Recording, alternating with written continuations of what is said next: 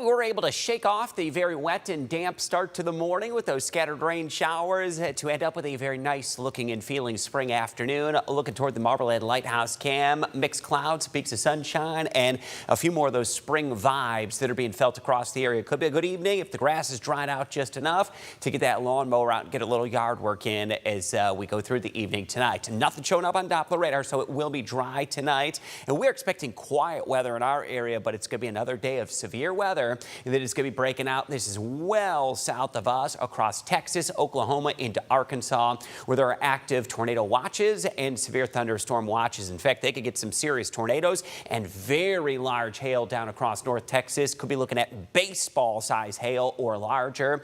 And fortunately, nothing like that for us. There are no active alerts in our area, and we expect we will stay quiet. There's no risk of any severe weather tonight, although rain is going to work back into the area by daybreak. We are in the 60s right now. Very typical mid to late April day as we enter into what is going to be the final weekend or final few days of April coming up here. Here's the rest of the night tonight. Showers going to be approaching. This is going to be by daybreak Wednesday. So here's the timing of this. Here's the clock, 7 a.m. So if you're an early riser, that rain may already beat you out the door. Showers are going to be likely as we go through daybreak. So bus stop forecasts, that morning commute, very likely it's going to be wet. We have no risk of any severe weather, but it is going to be damp and cool all day Wednesday. Some additional afternoon showers, and it may be up to a quarter of an inch of rain that could fall on and off throughout the day Wednesday. Showers taper off Wednesday night, and we're trending toward dry weather Thursday, although a very slim chance we may get an isolated sprinkle late Thursday. Rainfall totals for most areas,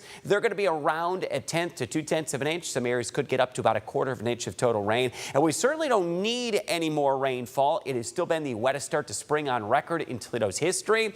After last night's rain and early this morning, we're up to about 11.5 inches of total rain. More rain will return tonight. Lows are going to stay in the upper 40s. Wednesday's high, they don't move much from the mid to upper 50s. Rain likely in the morning. We'll get a break at some of those showers, a few late day showers into the afternoon.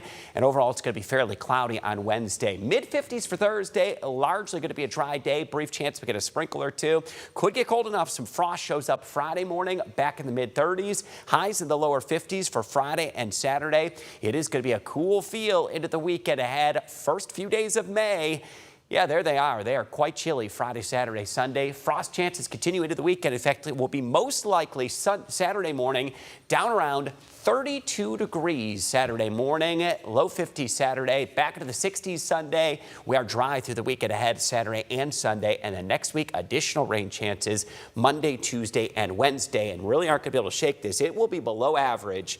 What could be the first 10 to 14 days of May. A cooler than average outlook. The end of frost is near, though. Near, but not here yet. We've got several mornings starting Friday morning, and especially up in Michigan, there could be some areas that could be close to a hard freeze. That's when we get a little bit more concerned. If we get a little frost this time of the year, that's not unusual, but we do need to avoid or hope to avoid when we dip back into the 20s, because that's when some more damage begins to some of our sensitive vegetation, some of our fruit trees that we don't want that cold weather. Well, the cherry crop. It is, especially up in Michigan, where they could be back in the mid to upper 20s. There's more of a concern up there for that. All right, thanks, Chris.